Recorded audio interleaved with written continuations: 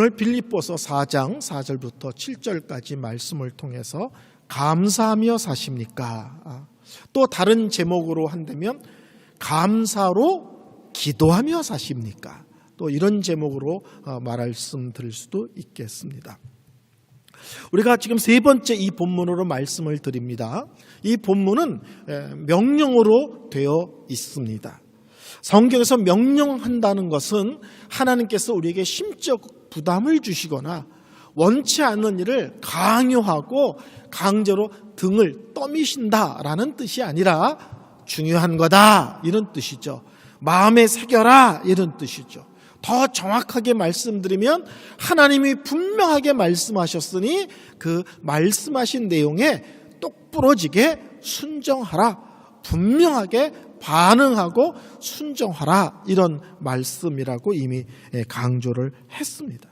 오늘 이 세 가지 말씀을 질문으로 바꾸면 이렇게 되는 거죠. 주 안에서 항상 기뻐하라. 내가 다시 말하노니 기뻐하라. 이거를 질문으로 하면은 요새 예수님 안에서 기뻐하며 사십니까? 이렇게 질문이 되겠죠. 너희 관용을 모든 사람에게 알게 하라. 주께서 가까우시니라. 이 본문을 질문으로 하면 요새 용서하면서 다른 지체들을 잘 용납하면서 살고 계십니까? 또 이렇게 되겠죠.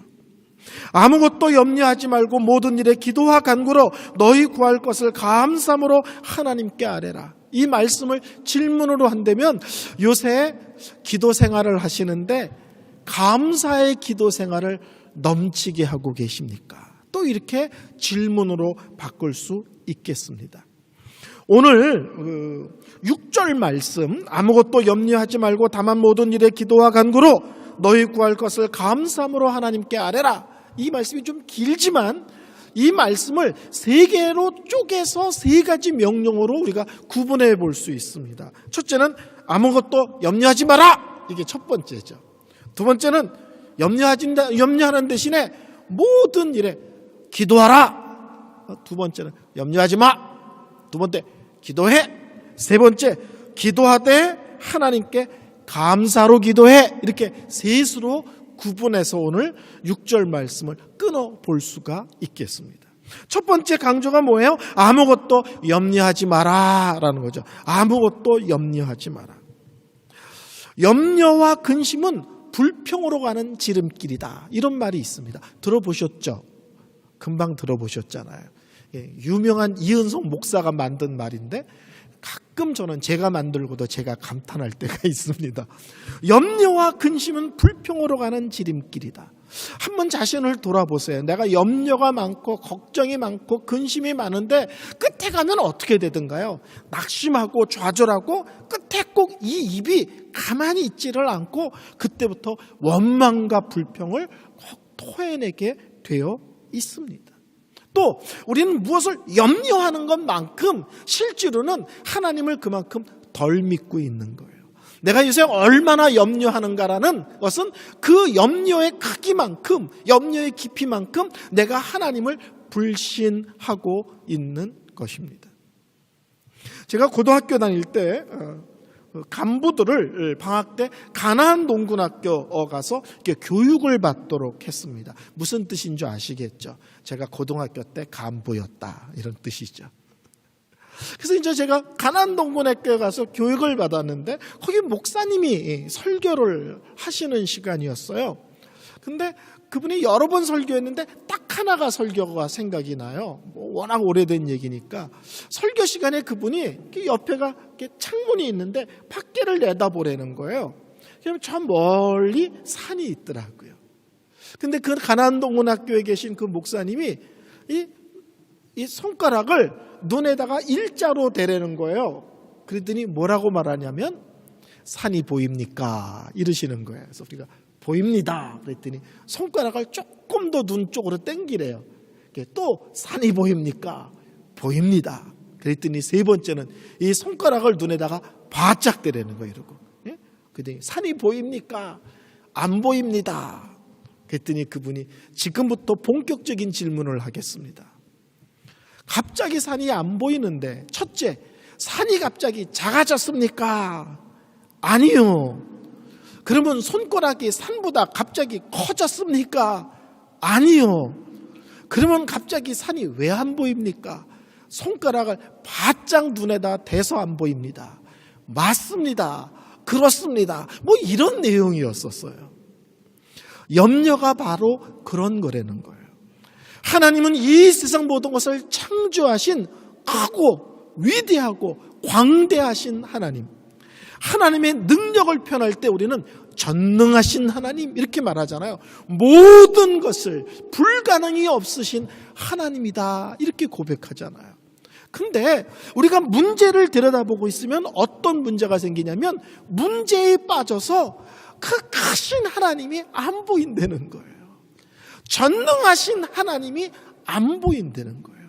하나님이 안 계신 것도 아니고요. 하나님이 작으신 하나님도 아니고요. 하나님의 능력이 부족한 것도 아니고요. 우리가 문제에 코를 박으면 놀랍게도 하나님이 문제 때문에 안 보인다는 겁니다. 그래서 우리가 염려한다는 것은 우리가 지금 하나님을 바라보지 않고 문제를 들여다보고 있다는 거예요. 요새 걱정과 근심이 많다. 밥맛이 없고 입맛이 없고 밤에 잠을 못 잔다. 그게 무슨 뜻이냐? 문제가 크다가 아니라 내가 하나님을 묵상하기보다는 문제를 요새 묵상하고 있다. 이런 뜻입니다. 그래서 저는 기도할 때 금지 단어가 있다고 믿습니다. 금지 단어. 그게 뭐냐면 하나님 큰일 났어요 이런 거잖아요. 하나님 큰일 났어요. 저는 이게 기도의 금지어라고 믿습니다. 여러분 정말 큰일 난 건 뭐예요? 내가 무슨 문제가 생겼는데 정말 큰일은 뭐예요? 문제가 큰 건가요? 문제가 심각한 건가요? 문제가 내 능력 밖의 일인가요?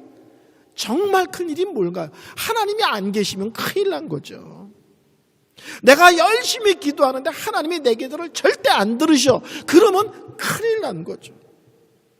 하나님이 내 기도를 들으시는데 응답하시고 역사하실 힘이 없으셔. 그러면 큰일이죠.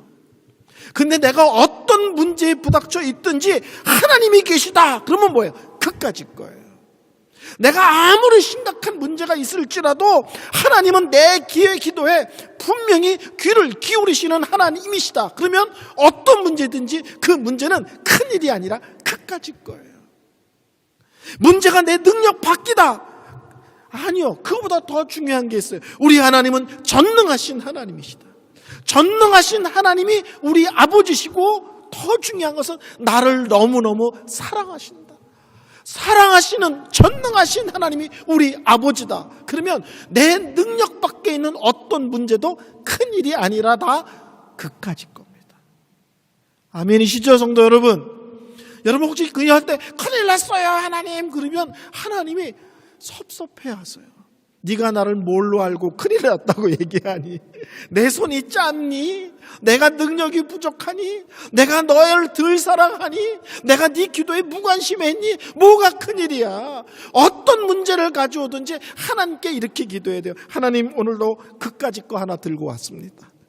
어떤 문제든지 하나님 보시기에 오늘도 간단한 문제 하나 들고 왔습니다. 하나님 응답하소서, 하나님 역사하소서. 그런 거죠. 오늘 두 번째는 뭡니까? 염려하지 마라. 그러면 꼭 따지는 성도들이 계세요. 그것도 찾아와서 목사님 문제가 있는데 염려하지 말라. 그러면 염려만 안 하면 답니까? 또 이래 따져요. 그래서 기도하세요. 그러면 그걸로 넘어가고 아멘 하면 되는데 또 따지는 사람이 있어요. 기도가 답니까? 그렇게 따지는 분들이 꼭 계세요. 예, 기도가 다는 아니에요. 신앙생활에 많은 요소가 있는데 어떻게 기도가 다겠어요. 그렇지만 기도는 어떤 문제가 생겼다 기도가 다다가 아니라 예수를 믿는 성도들은 문제가 생겼다 그러면 기도부터 시작한다. 아멘. 기도가 다는 아니에요. 그러나 문제가 생겼다. 그럼 뭘 하시겠어요? 염려하시겠어요? 걱정하시겠어요? 원망하시겠어요? 불평하겠어요? 사람들 찾아다니면서 위로를 구하시겠어요? 정말 예수를 아는 사람, 정말 하나님을 믿는 사람은 문제가 생겼다. 뭐 하느냐? 기도부터 시작한다. 근데 가슴 아프게도 너무나 많은 성도들이 기도 빼고 다 해요. 기도 빼고. 근데 성경 염려하지 마. 염려할 시간 있으면 기도해. 기도가 답니까? 기도가 다는 아닐 수도 있어. 그러나 기도부터 시작하는 것이 참 믿음의 사람이야 입니다. 여러분, 모든 문제는 답이 있죠. 안 그런가요? 학교 다닐 때 시험 칠 때 문제를 풀어보는데 죽어도 안 풀리는 문제가 있잖아요. 이상하다. 이게 어려운 문제가 아닌데 왜 답이 안 나오지? 이상하다. 갸우뚱거리면 시험 친 지 한 10분, 15분 되면 똑똑하고 문이 열리더니 시험을 출제한 선생님이 그러시잖아요. 7번 문제 안 풀리지? 그래서 애들이 선생님 이거 이상해요. 이 문제 이상해요. 그치, 거기에 3이라고 써있는 게 3이 아니야. 인쇄가 흐릿하게 돼서 그런데 그게 8이야. 8로 고치면 문제가 풀릴 거야. 자, 시험들 잘 쳐. 그리고 선생님이 나가세요. 근데 몇몇 아이들이 당황해요. 이미 푸른 애가 있어. 여러분, 모든 문제는 답이 있어요. 답이 없으면 출제하신 선생님이 와서 그 문제를 고쳐주세요. 성경에 고린도전서 10장 13절에 이렇게 말씀하시죠. 사람이 감당할 시험 밖에는 너희가 당한 것이 없나니 오직 하나님은 미쁘사 너희가 감당치 못할 시험을 허락하지 아니하시고 시험 당할 쯤에 또한 피할 길을 내사 너희로 능히 감당하게 하시느니라. 하나님이 우리에게 시험을, 어떤 문제가 생길 때는 감당할 수 있는 것만 허락하신다는 거예요. 그러니까는 시험은요, 내 믿음의 수준 맞게만 오지 초등학교 1학년들한테 고3 문제 풀라고 하지 않아요. 그러니까 자기가 어떤 문제 시험이 잘 드나를 보면 자기 신앙 수준을 알 수 있어요. 내가 유치한 일에 자꾸 시험이 들고 마음이 상하고 그것 때문에 좌절하고 낙심하고 열심히 씻고 그러면 내가 아직도 신앙이 유치한 단계에 있구나를 아시면 돼요. 하나님은 아브라함에게 부르시자마자 아들 바쳐 이러지 않으세요. 그 정도를 시험하실 정도의 믿음의 세월과 훈련이 있었기에 그런 시험을 던지시는 거죠. 그래서 성경은 얘기합니다. 감당할 수 있는 것만 하나님이 허락하셔. 그렇죠? 그 다음에 또한 뭐라 그래요? 피할 길을 주셔. 하나님은 내가 감당할 것만 주시고 또 피할 길을 주시는 하나님이십니다. 그러니까 성경은 얘기하는 기도하라. 하나님 안에서, 은혜 안에서 주님께서 지혜를 주시는 속에서 어느 때는 길을 막기도 하시고 어느 때 길을 열기도 하시는 놀라운 하나님의 간섭과 인도하심 속에서 우리가 갈 수 있어, 감당할 수 있어, 해결할 수 있어, 그러는 것입니다. 그래서 저 뭐라고요? 염려하지 마. 두 번째 뭐라고요? 기도해. 그런 거예요. 기도해. 여러분, 옛날에 시골에서 혹시 살아보셨어요? 시골에 밤에 이렇게 자려고 그러면 천장에서 쥐가 뛰어요. 그냥 막 두구두구두구두구두구두구두구두구두구두구 그냥 막 쥐들이 술래잡기 하듯이 뛰어요. 그래서 그 다음날 이놈의 쥐 때문에 잠을 못 자겠다고 쥐도술 놔요. 그리고 잡아보면 조용할 때 천장에서 쥐들이 뛰면 꼭 느낌에 고양이만한 쥐가 뛰는 것 같아요. 너무 시끄럽고 천장이 막 울리니까. 근데 잡아보면 요만한 쥐새끼 두세 마리인 거예요. 그러니까 요만한 쥐새끼 두세 마리가 그 조용한 시골에 천장에서 뛰니까 꼭 느낌에 고양이가 뛰는 것처럼 크게 들리고 집이 울리는 거예요. 염려가 그런 거라는 거예요. 작은 염려인데도 자꾸 들여다보고 있으면 그 염려가 내 마음 전체를 휘젓고 다니는 거예요. 그냥 두구두구두구두구두구두구두구두구두구 쥐새끼가 막 집안 전체가 흔들릴 정도로 요란스럽게 문제가 큰 게 아니라 작은 문제일지라도 자꾸 문제를 들여다보고 있으면, 자꾸 문제를 묵상하고 있으면, 자꾸 문제에 코를 박고 있으면 그 작은 문제가 나 전체를 지배하고 잡아먹는 거예요. 그래서 성경 얘기입니다. 염려하지 마. 그리고 들여다보고 있지 말고 그 문제를 하나님께 기도해. 요새 많이 쓰는 표현을 하면 그 문제를 하나님께 올려드려. 들여다보지 말고, 마음에 들고 있지 말고, 붙들고 있지 말고, 코 박고 있지 말고 그 문제 하나님께 올려드려, 이거죠. 근데 세 번째 말씀이 뭐예요? 세 번째 말씀이 너희 구할 것을 감사함으로 하나님께 아뢰라. 염려가 있어요. 그래서 기도해요. 근데 놀랍게도 감사로 기도하래요. 우리는 대개 문제가 해결된 뒤에 감사하잖아요. 해결된 뒤에. 근데 오늘 보면은 염려가 있어서 기도하래. 근데 아직 문제가 그대로 있는데 감사로 기도하라는 거예요. 감사로. 왜요? 문제가 아직 그대로 있는데요. 말씀드렸잖아요. 하나님이 계시잖아요. 하나님이 우리 아버지시잖아요. 하나님이 우리를 사랑하시잖아요. 하나님이 전능하시잖아요. 하나님은 모든 것을 합하여 선이 되고 유익이 되도록 역사하시고 우리의 삶을 끌고 가시는 분이시잖아요.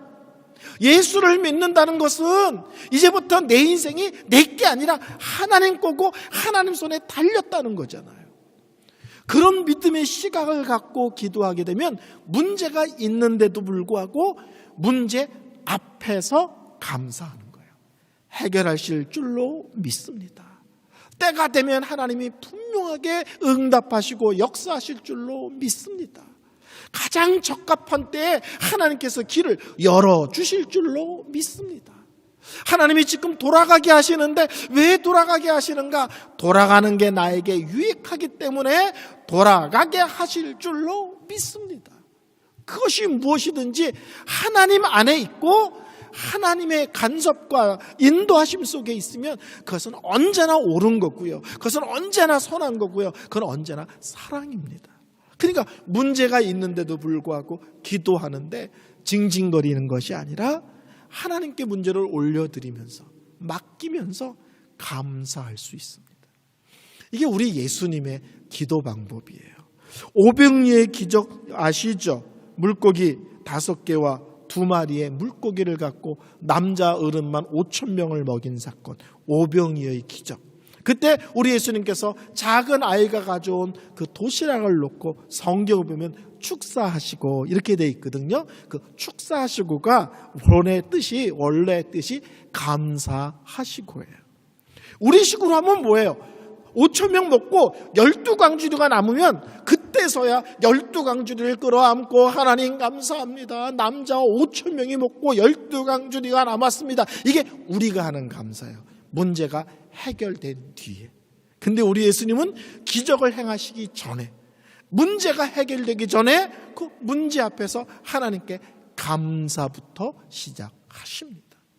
죽은 나사로를 살린 사건도 마찬가지입니다. 우리 주님께서 그 나사로가 죽은 무덤의 앞에 그 바위를 치우라고 말씀하세요. 그러고 나서 뭐라고 기도하시냐면 아버지여 언제나 내 말을 들으시는 것을 감사하나이다. 나사로야 나오너라. 그리고 죽은 나사로가 걸어서 나왔을 때 하나님 감사합니다. 할렐루야 이렇게 한 게 아니라 나사로야 나오라 하기 전에 뭐부터 먼저 하시냐면 하나님은 언제나 저희 기도를 들으시는 분이신 줄로 믿고 감사를 드립니다. 그리고 나서 나사로야 나오너라. 우리 예수님의 기도 방법, 문제가 해결된 뒤에 감사하는 것이 아니라 문제 앞에서 하나님께 먼저 감사한다는 거예요. 오늘 본문이 얘기하는 게 그런 겁니다. 문제가 있지, 걱정거리가 있지, 네 마음을 짓누르지, 거기에 자꾸 마음 두지 마. 그거 들여다보고 있지 마. 그거 자꾸 묵상하지 마. 그럴 시간 있으면 기도해. 근데 그냥 기도하지 말고 감사로 기도해. 하나님이 아름답게 역사하실 줄로 믿고 내 인생에 유익하도록 하나님께서 아름답게 모든 것을 조절하여 주실 줄로 믿고 감사로 기도해입니다. 저는 감사는 능력이 있다고 믿습니다. 감사는 능력이 있다. 원망과 불평에서 어떤 일이 이루어질까요? 아니요. 저는 감사할 때 놀라운 역사들이 일어날 거라고 믿습니다. 우리 예수님께서 이런 말씀하셨죠. 작은 일에 충성하는 자에게 큰 일을 맡기신다. 이런 말씀하셨잖아요. 저는 그 말씀을 이렇게 적용하고 싶어요. 작은 일에 감사를 잘하는 사람에게 하나님께서 더 큰 감사를 허락하신다. 저는 중학교가 딱 들어가자마자 저희 어머니께서 저를 부르시는 거예요. 중학교 딱 들어가자마자. 그랬더니 뭐라고 말씀하시냐면 은성아 넌 이제부터 어른이야 이러시는 거예요. 중학교 딱 들어가는데 이제부터 네 삶에 대해서 엄마가 잔소리를 하거나 간섭을 하거나 야단을 치지 않을 거야. 이제는 네가 뭘 결정하든지 엄마는 네 결정을 존중해 줄 거야. 이제부터는 네가 스스로 어른스럽게 행동해. 그러시는 거예요. 그래서 저는 초등학교 때까지는 야단도 많이 맞고 매도 많이 맞았는데요. 중학교 들어감과 동시에 어머니께서 제 삶에 대해서 일체 간섭하지 않고 스스로 결정하고 스스로 책임을 지게 하셨습니다. 그 중에 하나가 중학교 들어가니까 용돈을 딱 주시는 거예요. 근데 세상이 뒤집어져도 용돈을 더 주시지 않으세요. 그러니까 제가 어떻게 했겠어요? 한 달치 회수권을 사는데 한 달치 회수권을 사는 게 아니라 가끔 딴 데도 갈 수 있으니까 한 달치를 사는 게 아니라 한 5주나 조금 여유 있게 회수권을 미리 사놔요. 학교는 가야 되니까. 그리고 나머지 돈을 어떻게 쓸지를 계산을 해가지고 제가 용돈을 지혜롭게 썼어요. 가장 지혜로운 것은 어머니 몰래 3년짜리 적금도 붓습니다. 근데 그 다음에 어머니께서 뭐라고 말씀하시냐면 너는 돈을 허틀게 쓰지 않으니까 올해는 돈을 더 넉넉하게 줄게 그러시는 거예요. 제가 용돈을 주셨는데 그 돈을 지혜롭게 잘 쓰니까 저희 어머니가 그 다음에 용돈을 확 올려주시는 거예요. 근데 이유가 용돈을 지혜롭게 잘 쓰니까 더 많이 줄게 이러시는 거예요. 나중에는 제가 그 적금 붓는데 저희 어머니한테 다 뺏겼습니다. 근데 제가 그 속에서 배웠어요. 작은 일에 신실하게 반응할 때 큰 일을 허락하고 맡기는구나. 우리 어머니가. 근데 성경에 보니까 작은 일에 충성하는 자에게 큰 일을 맡기신대요. 요새 우리가 감사 노트 쓰잖아요. 우리가 일상의 작은 일들조차도 감사하지 못하는데, 그렇죠? 더 큰 일을 하나님께서 허락하시겠어요? 일상의 작은 일조차도 믿음의 시각으로, 감사의 시각으로 바라볼 줄을 모르는데, 그래서 여러분 작은 것부터 감사할 때 하나님께서 더 큰 감사를 허락하실 줄로 믿습니다. 원망과 불평으로 역사가 일어나지 않습니다. 감사할 때 하나님이 놀라운 역사를 일으키실 줄로 믿습니다. 우리 성도님들 한번 따라해 보실까요? 감사하는 사람은 그 누구도 불행하게 만들 수 없다. 한번 따라할까요? 감사하는 사람은 그 누구도 불행하게 만들 수 없다. 예, 감사하는 사람은 그 누구도 불행하게 만들 수 없습니다. 저희 아버님은 이북분이신데 저희 어머니는 충청도 온양 분이세요. 여러분, 감사하는 사람은 그 누구도 불행하게 만들 수 없다. 이거를 충청도 말로 하면 뭐가 되는 줄 아세요? 감사하는 사람은 그 누구도 불행하게 만들 수 없다. 이 충청도 말이 매력이 있습니다. 이거를 한마디로 하면 우쩔겨. 이게 우쩔겨. 감사하는데 우쩔겨. 마귀가 시험을 해. 감사해. 우쩔겨. 어려운 일이 막 생겼어. 감사하는데 우쩔겨. 크고 작은 일이 있지만 감사하는 사람을 이길 수가 없습니다. 어떤 시험이 와도 어떤 어려움이 생겨도 감사하는 사람을 이길 수가 없고요. 감사한 사람을 불행하게 만들 수가 없습니다. 오늘 성경은 얘기합니다. 문제가 있냐? 염려하지 말고 염려할 시간이 있으면 그 문제 하나님께 올려 기도해. 근데 기도하는데 감사로 기도해. 저는 이 말씀을 약으로 설명드리고 싶어요. 약 아시죠? 한국에 가면 약사한테 약을 조제해 달라 그러면 약을 조제해서 봉투에 누구는 봉투에다 이렇게 쓰는 거 아세요? 1일 3회 식후 30분 복용. 30분 식후 30분 후에 복용. 30분 후에 왜 먹어야 되는지는 모르겠어요. 근데 한국 약에는 거의 다 이렇게 써 있어요. 하루 3번 밥 먹고 30분 뒤에 복용 이렇게 써 있어요. 저는 성도님들이 저한테 찾아와서 목사님 요새 제가 걱정이 많아요. 염려가 많아요. 잠이 안 와요. 밥맛이 없어요. 그리고 저한테 하소연한다면 제가 영적 의사로 약을 조제해 드리려고 그래요. 약을. 어떤 약이냐? 감사라는 알약과 기도라는 알약을 조제해서 하루 3번 식후 30분 후에 꼭꼭 복용하세요. 아멘. 염려가 있고 걱정이 있으시면 하루 3번 19, 30분 후에 감사라는 알약과 기도라는 알약을 한번 복용해 보세요. 하나님께서 내 인생을 어떻게 변화시키시는지. 오늘 결론입니다. 결론 7절이죠. 그래하면, 결론이죠. 그래하면 어떤 일이 벌어지느냐? 모든 지각에 뛰어난 하나님의 평강이 그리스도 예수 안에서 너희 마음과 생각을 지키시라. 하나님의 평강, 하나님의 위로가 지키신다는 거예요. 뭘? 우리의 마음과 생각을. 여기서 지킨다는 것은 군인들이 성을 철저하게 지키듯이, 또는 우리나라 말에 물 셀 틈 없이 지킨다는 말이 있죠. 그 뜻이에요. 군인들이 성을 물 셀 틈 없이 철두철미하게 지키듯이 하나님께서 평안으로 우리의 마음과 생각을 지키신대요. 이게 독특한 말씀인데, 하나님은요, 우리가 기도할 때 2가지로 역사하세요. 하나는 문제를 해결해 주실 때가 있어요. 문제가 생겼는데 문제가 해결될 때가 있어요. 제가 한 번은 신학교 다닐 때요, 학교 갔다 왔더니 저희 집사람이 쌀이 떨어졌다는 거예요. 근데 그 다음날 자고 일어났더니 누군지 모르겠어요. 저희 집 문지방 앞에다가 쌀을 한 가마니를 갖다 놨어요. 밤에. 누군지를 몰라요, 지금도. 어느 때는 문제가 생겼을 때 쌀이 떨어졌는데 누가 쌀 한 가마니를 들고 나타나 문제를 해결해 주실 때가 있어요. 또 한 번은 학교 갔다 왔더니 저희 집사람이 또 쌀이 떨어졌대요. 근데 그때는 마음에 하나님에 대한 섭섭한 마음이 확 밀려왔어요. 그래서 제가 저희 집사람 보고 나가서 2시간만 있다 오라고 그랬어요.